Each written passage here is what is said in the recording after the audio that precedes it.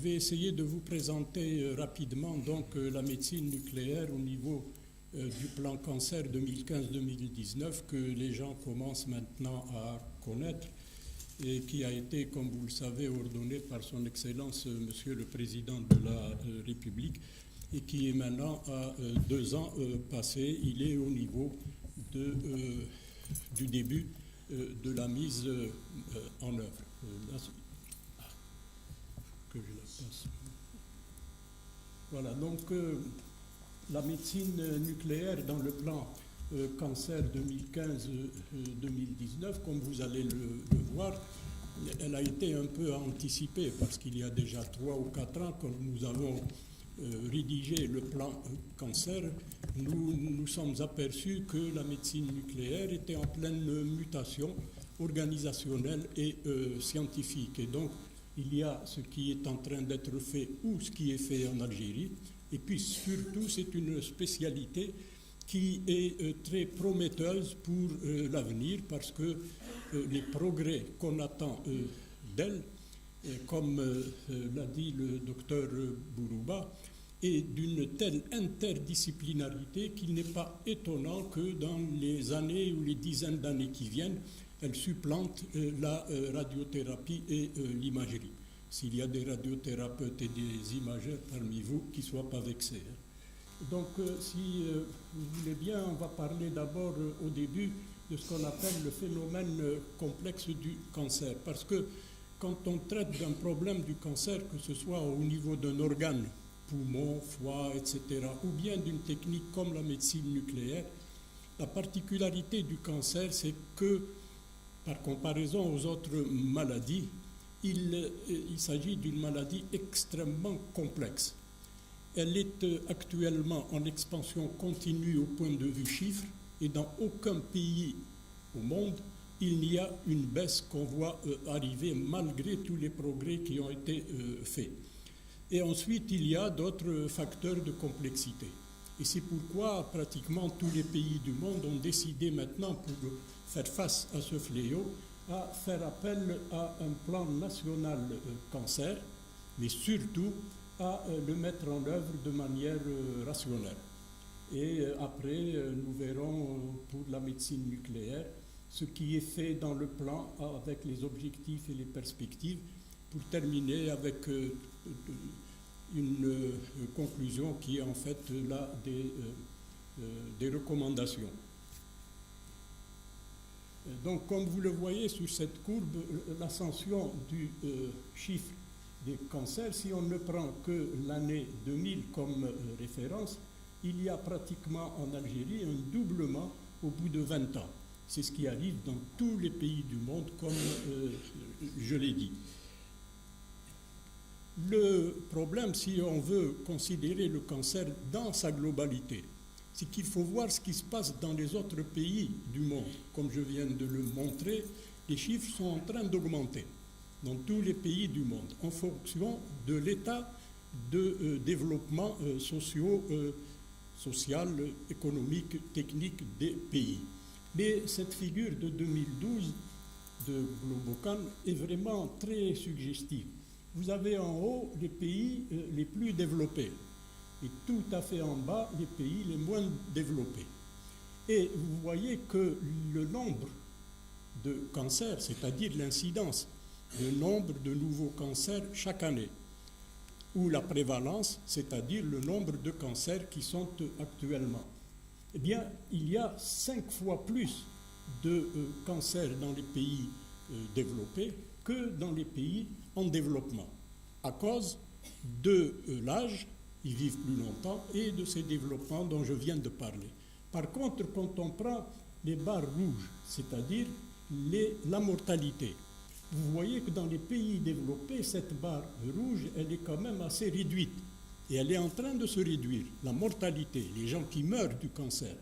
Alors que dans les pays en développement, cette barre rouge-là, elle atteint presque les barres bleues, c'est-à-dire que la majorité des malades atteints de cancer meurent. Bon, le fait qu'ils meurent, bien entendu, c'est un phénomène naturel, mais ils meurent prématurément. Prématurément. Prématurément, pourquoi? Parce que le diagnostic a été fait en retard et les traitements sont insuffisants. Et vous voyez que la différence au niveau du nombre de cancers, elle est de 1 à 5, alors que pour la mortalité, c'est pratiquement la même. Et c'est ça le grand défi qui se pose pour faire un plan cancer, c'est-à-dire qu'il faut absolument faire baisser la mortalité.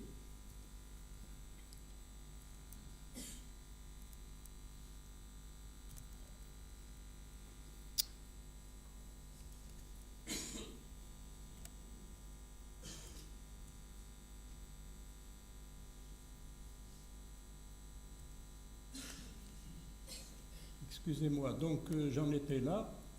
Et toujours concernant donc ce phénomène du cancer des pays développés par rapport aux pays en développement, vous voyez cette courbe-là, elle date de quelques années, mais elle est toujours suggestive. Des pays de l'OCDE. L'Algérie ne fait pas partie de l'OCDE, mais elle est à un niveau économique et social qui est proche de certains pays. Et vous voyez que si le pourcentage de cancer par 100 000 habitants, c'est comme ça qu'on calcule, il est entre 100 et 120 en Algérie. Dans les pays très développés, comme par exemple la Suède, etc., ben, il est de 500 par 100 000 habitants. Et les courbes qu'on voit actuellement et le suivi du développement socio-économique et de l'espérance de vie en Algérie montrent que tout ça va augmenter et il n'est pas impossible que dans les années qui viennent, le chiffre du cancer va augmenter exactement comme dans les pays développés. Alors, le deuxième élément de complexité, c'est la cause du cancer. Pratiquement toutes les maladies connues actuellement ont une cause. La typhoïde, la tuberculose, etc., etc. Même le diabète. Par contre, le cancer, il a plusieurs causes.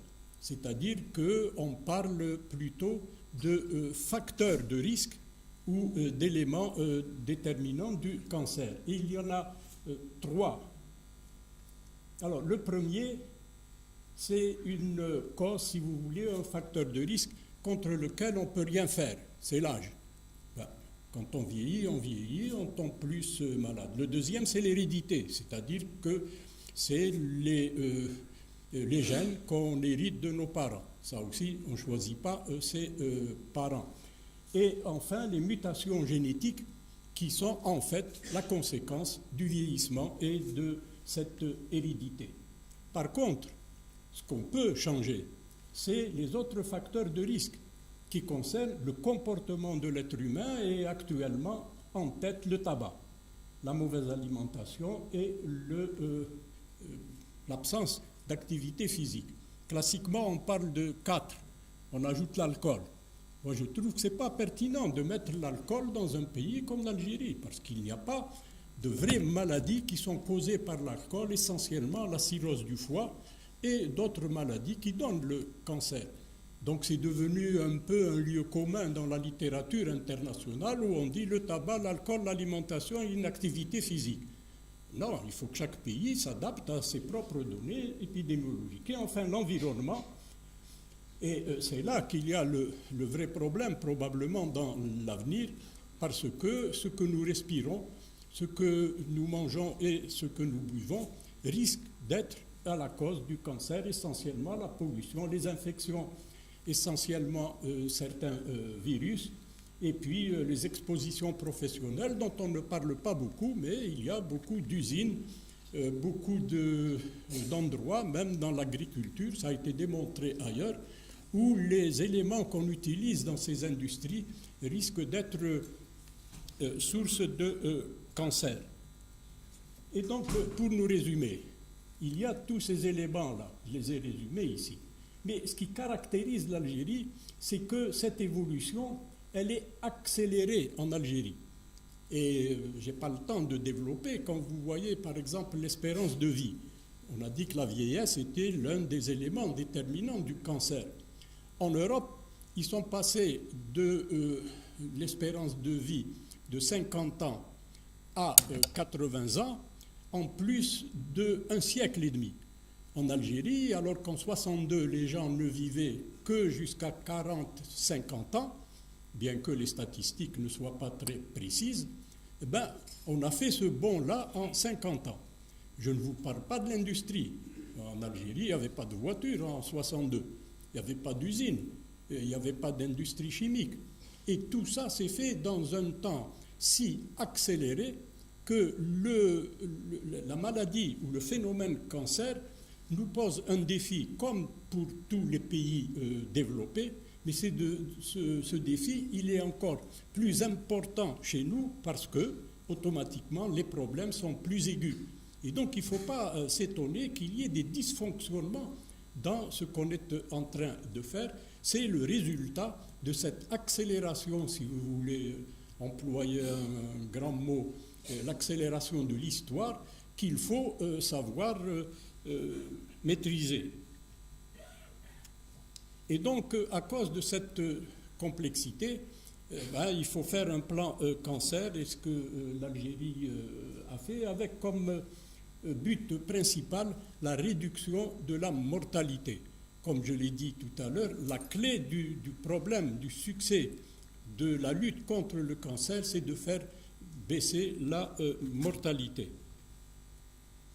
Et ça a été un grand moment de faire un plan cancer. Mais là où l'Algérie s'est distinguée, c'est que ce plan cancer a été adopté en Conseil des ministres sous la présidence du président de la République. Et ça, il n'y a pas beaucoup de pays qui l'ont fait. Ça a donné un caractère institutionnel particulier à ce plan, avec la nomination d'un comité de pilotage pour la mise en œuvre. Donc les principaux axes stratégiques, il y en a parmi vous qui commencent à les connaître, il y a 8 axes stratégiques et on descend jusqu'à 239 mesures. Voilà les principaux axes stratégiques. Il y en a 5 qui correspondent au parcours du malade, depuis la prévention jusqu'aux soins palliatifs. Et puis il y en a 3 qui sont plutôt transversaux, c'est-à-dire l'enseignement et la recherche, la communication et les finances. Et à l'intérieur, les problèmes de la médecine nucléaire ont été traités au niveau de 3 axes. Premièrement, au niveau du diagnostic, et comme l'a dit tout à l'heure le docteur Bourouba, la médecine nucléaire intervient aussi bien dans le cadre diagnostique que thérapeutique. Ensuite, au point de vue thérapeutique, et puis au niveau aussi de l'enseignement. Et ça, c'est très important parce que les métiers dans les sciences de la santé, il y a des métiers qui existent depuis des siècles ou même des millénaires. Par exemple, le médecin généraliste. Depuis Hippocrate et Ibn Sina jusqu'à aujourd'hui, il y a des médecins généralistes. La nouveauté, c'est que avec l'arrivée du cancer, il a fallu inventer de nouveaux métiers, comme par exemple le médecin nucléaire, comme le physicien médical. Or, il faut reconnaître que chez nous, nous sommes en retard sur ça parce que ces nouveaux métiers sont arrivés et on ne les a pas accompagnés avec la réglementation, la législation qu'il faut pour qu'ils soient en cohérence avec le traitement du cancer. On va y revenir. Donc, voilà, ça c'est la définition de la médecine nucléaire que je dois à mon ami Toutaoui, avec 2 objectifs, diagnostic et thérapeutique, avec les différents éléments. Bon, je ne vais pas m'étendre parce que c'est vous les spécialistes, vous connaissez tout ça, puis la thérapie. Donc c'est un peu la radiothérapie interne, alors que l'autre c'est la radiothérapie externe. Les éléments radioactifs, parce que c'est ça la base de la médecine nucléaire, c'est les éléments radioactifs. Ceux qui sont utilisés actuellement, les voilà, mais paraît-il, il y en a d'autres qui vont venir sur le marché. En Algérie, comme vous le voyez, il y a donc les structures, il y a les équipements, et voilà, il y a les structures publiques, les structures privées, et vous voyez que dans les structures publiques, il y a une insuffisance. Sur les 7 vrais départements de médecine nucléaire, ben, il y en a 3 qui sont au niveau des hôpitaux de l'armée et qui fonctionnent très bien. Au niveau des équipements, il y a pas mal d'équipements qui ont été achetés par l'Algérie, et il faut dire tout de suite que c'est des trucs qui coûtent énormément cher. Il n'y a rien qui coûte moins d'1 million d'euros comme machine. Et actuellement, on a commandé des machines, mais il y a 2 insuffisances. J'anticipe un peu sur la conclusion. La première, c'est les problèmes du fonctionnement et de la maintenance de ces machines. Le deuxième problème, c'est celui de l'expertise des personnes qui les utilisent. Il s'agit de l'énergie nucléaire, c'est-à-dire que ce sont des machines qui nécessitent une expertise au-delà de l'expertise médicale. Et ça, ces 2 choses-là, il faut qu'on y fasse attention si on veut avoir une médecine nucléaire dorénavant plus performante. Donc voilà, je vais passer rapidement sur les grands éléments que nous avons notés dans le plan en 2013 déjà pour l'amélioration du diagnostic et insister sur l'aspect normatif et réglementaire de la chose. Ensuite, il y a bien entendu le renforcement des services de médecine nucléaire. Vous avez vu sur le parc qui existe actuellement cette insuffisance, et donc il est urgent de renforcer les services de médecine nucléaire en les augmentant et puis en mettant en place un certain nombre de priorités, de renforcer les laboratoires radiopharmaceutiques, parce que les produits dont on a parlé tout à l'heure, ben, c'est des produits radiopharmaceutiques. Et enfin, de prévoir, bien entendu, l'hospitalisation dans tous ces services.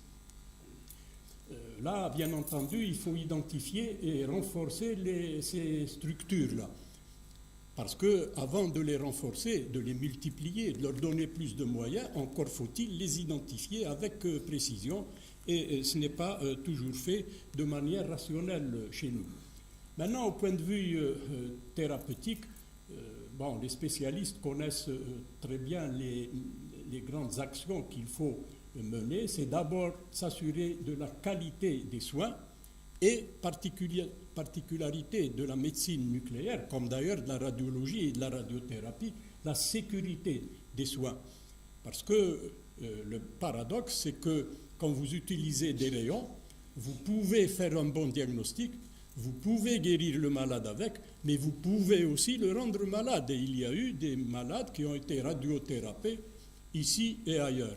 Vous vous rappelez le fameux scandale d'Épinal en France, où des malades qui avaient un petit cancer, ils ont été esquintés à cause de la radiothérapie, parce que les machines n'étaient pas bien,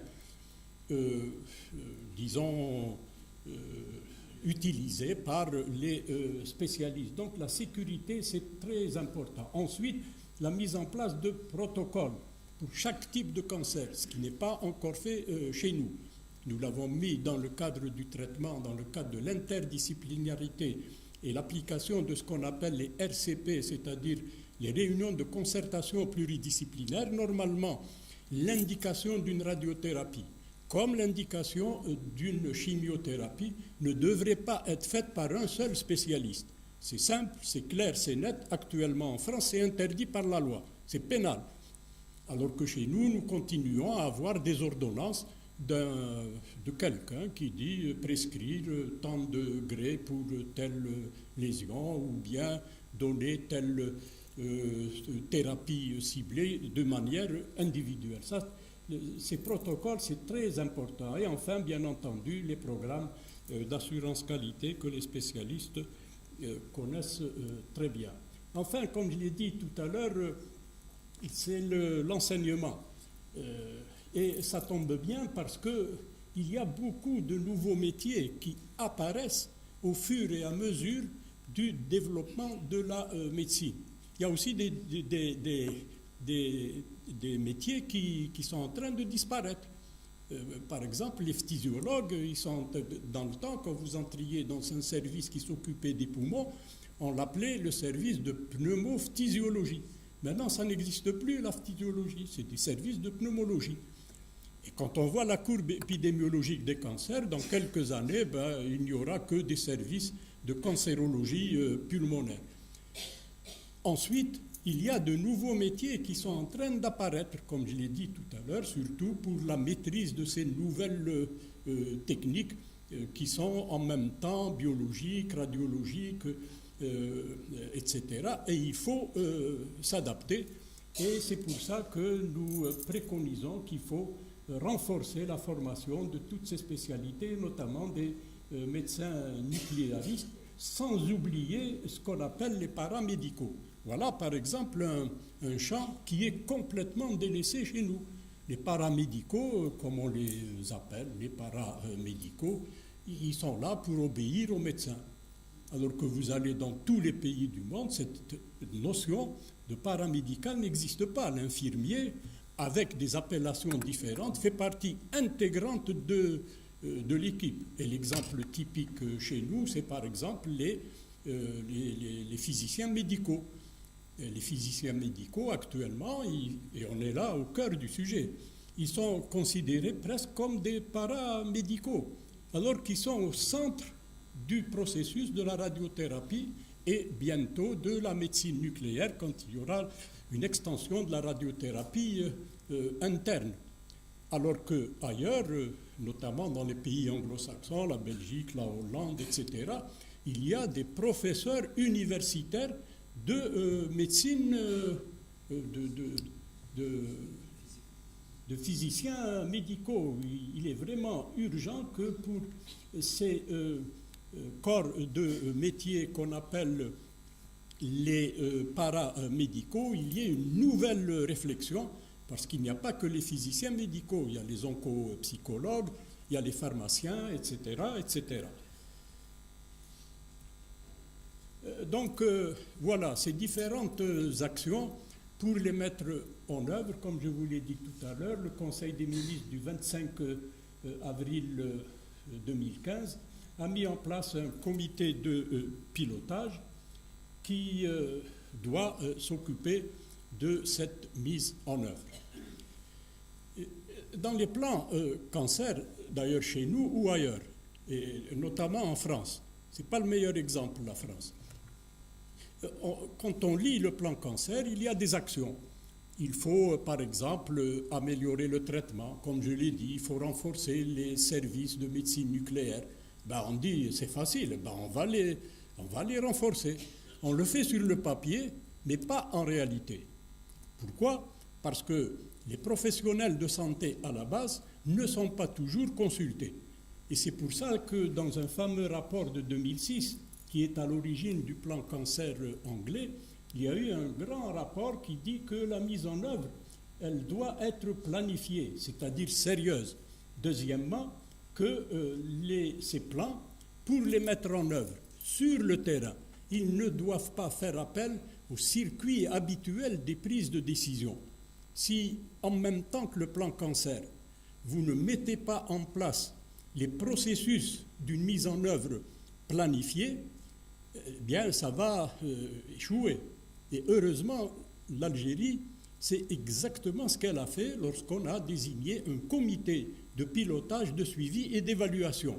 Et je pense que, au point de vue, si vous voulez, historique, scientifique, ça a été une grande avancée.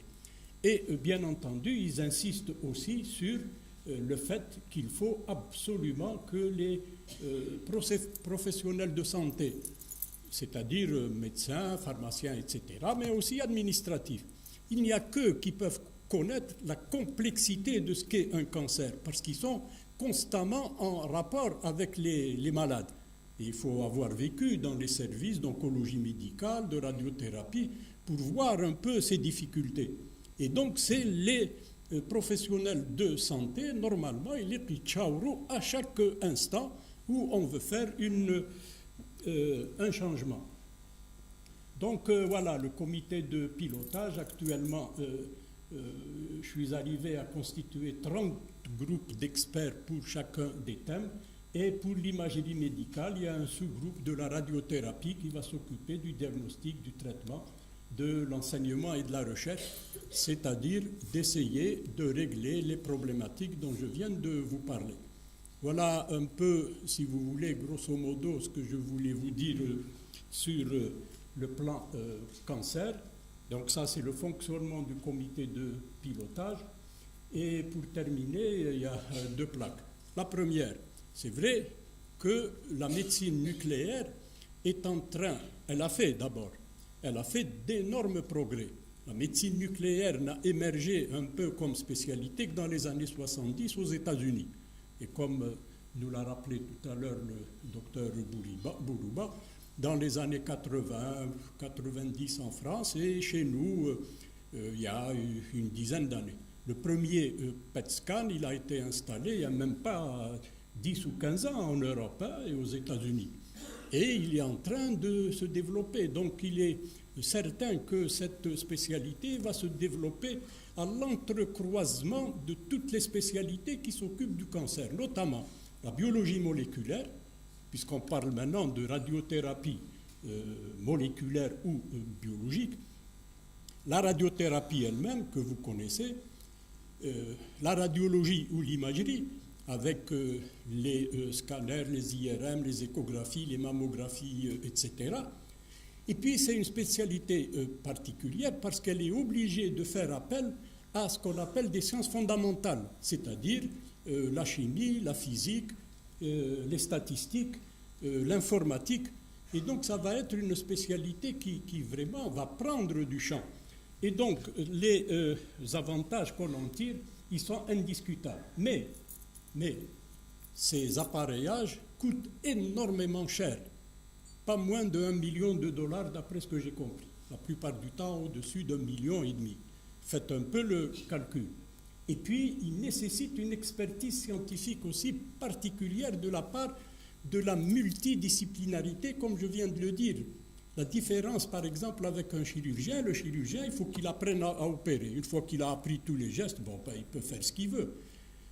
La médecine nucléaire, non. Si la personne ne se met pas au courant, non seulement de ce qui se passe en radiothérapie, en radiologie, en biologie, en statistique, très vite il est dépassé parce que les sociétés étrangères vont lui présenter des appareils dans lesquels il ne comprendra rien du tout. Et donc l'expertise scientifique doit être rejugée chez nous. Il faut qu'on la prenne beaucoup, beaucoup plus au sérieux. Il ne s'agit pas simplement de prendre un physicien médical, de l'envoyer à Paris ou à New York pendant 6 mois et il revient. Non, il faut que ça soit une formation beaucoup plus autocentrée en Algérie, parce que, alhamdoulilah, maintenant, on a quand même des spécialistes qui peuvent voir ça. Et puis faire ça en partenariat avec les étrangers et surtout avec une évaluation de la formation. Il faut qu'on sache, d'une part, ce que la personne a appris et ce qu'il peut faire, et puis c'est logique, il faut bien qu'on sache donc voilà, les investissements et les expertises scientifiques. Et pour ça, la meilleure façon dans un début, c'est de créer des centres pilotes.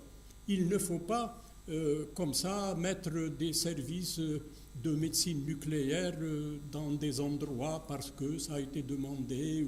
Non, il faut que ça soit bien étudié à l'avance. En tout cas, c'est ce que propose le plan.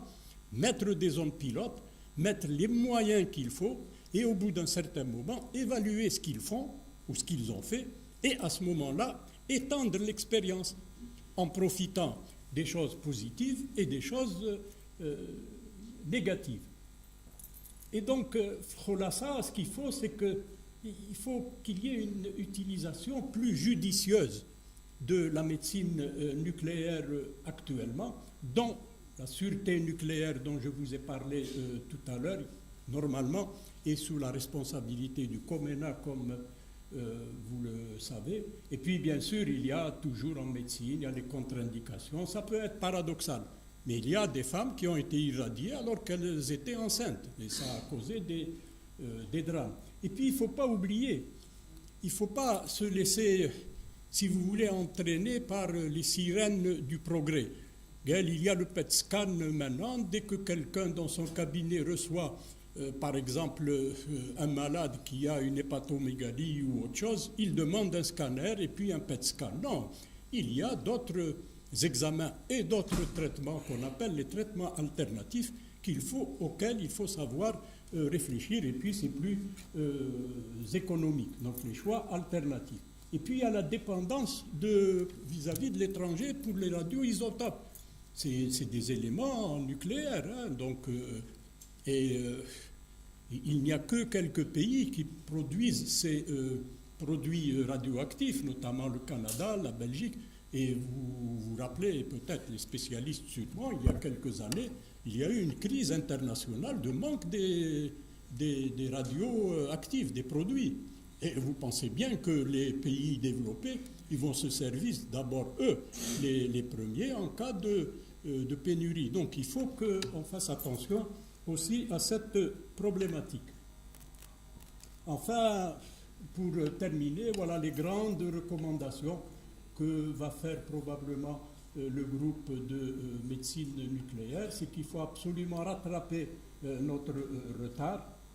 C'est que, comme je l'ai dit tout à l'heure, je n'y reviens pas, le partenariat doit être intégratif et institutionnalisé avec le secteur libéral, et puis veiller à ce que, parce que finalement on investit beaucoup, et donc il est tout à fait naturel d'évaluer scientifiquement ce qu'on fait, et les scientifiques algériens sont capables de faire des études pour voir un peu quels sont les résultats de ces méthodes thérapeutiques que nous avons utilisées, et il n'est pas impossible qu'ils aient des résultats différents de celui des Français, parce que tout simplement, comme je l'ai montré tout à l'heure, le cancer est différent d'un pays à l'autre.